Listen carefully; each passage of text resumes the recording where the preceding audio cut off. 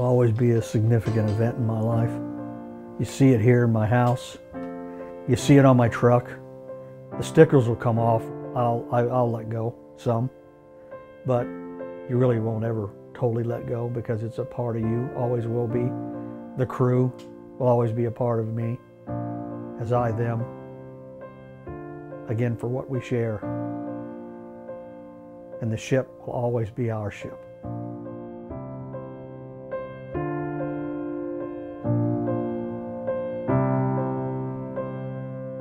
You know, when you get a command like this, like a destroyer, and it was my first time getting a small ship like this, you think about the size of the crew, you know, everybody knows everybody, and then to see her actually pretty ship-shape and shiny, and all the signal flags flying forward to aft, that makes you feel proud.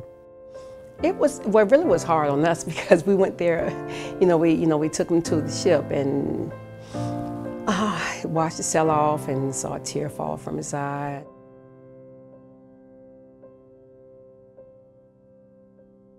The morning before the attack, we had just successfully transited the Suez Canal. We had orders to refuel and take on over 200,000 gallons of fuel. Some of the crew, before we even deployed, felt nervous. It was maybe because it was their first time deploying.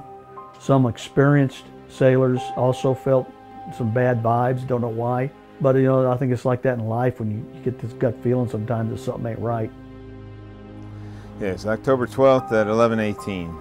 Actually, early that morning, it was just a brief stop for fuel. Then right after that, they passed the word for regular early chow, which is at 11:15. They were serving chicken fajitas. I think everybody will tell you that. And then the blast happened.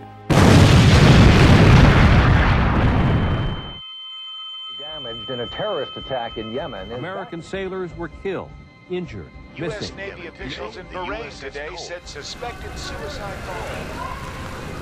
It was a deafening sound, but I recall more just feeling it than hearing it. The pressure of it knocked me back in my chair, and along with that, all the lights went out. The next thing that I can really recall from the blast is just this putrid, kind of acrid smoke. It was very hard to breathe. Everybody was choking from the smoke. I went into work. I walked in and I looked at the television because it was on. It was saying breaking news, attack on the USS Cole. And then my mind just froze and I was thinking, USS Cole. I didn't want to believe that was his ship.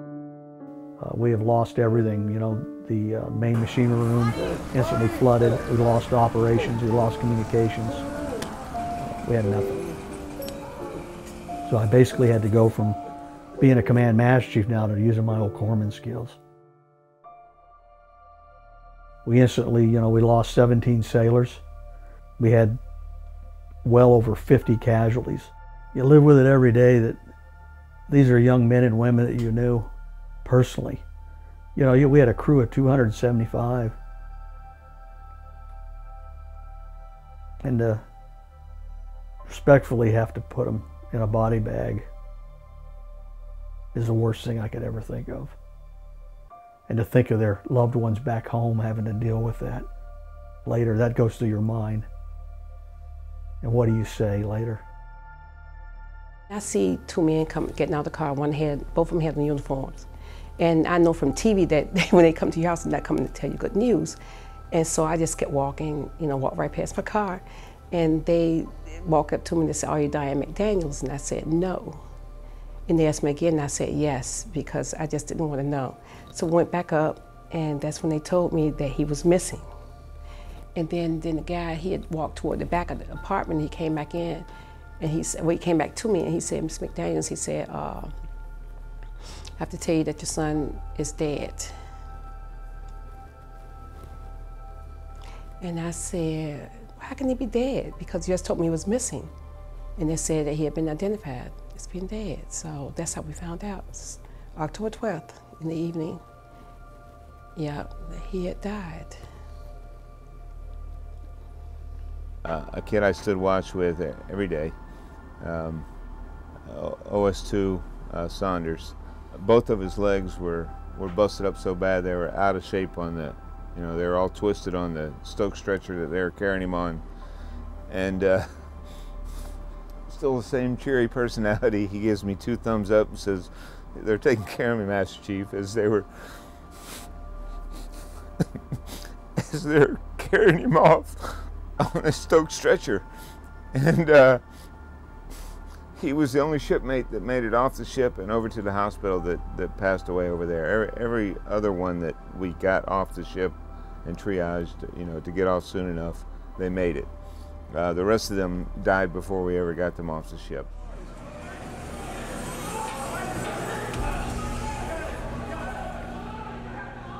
You know, we had no food stores, no food, potable water's gone. Even in things like don't think about as heads.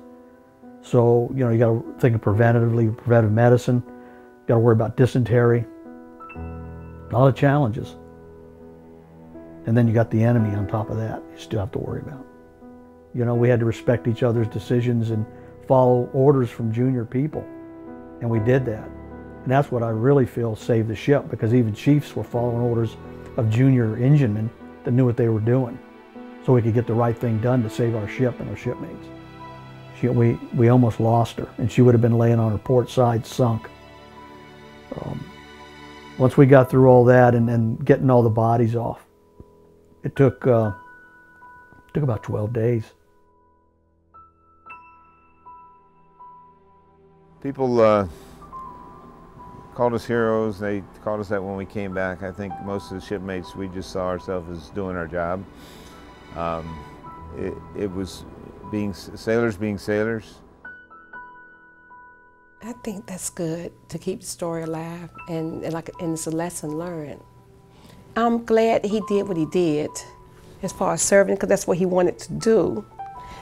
But one thing I can say is that even though 17 died, because I have to include the other ones too, it wasn't just him. 17 died to save thousands, because now they are now protected. And so I just feel that don't let him and crew members that died to have died in vain, you know. Just let it be a lesson learned, because I wouldn't want anyone else to go through what I went through and the other family members went through, because we went through a lot.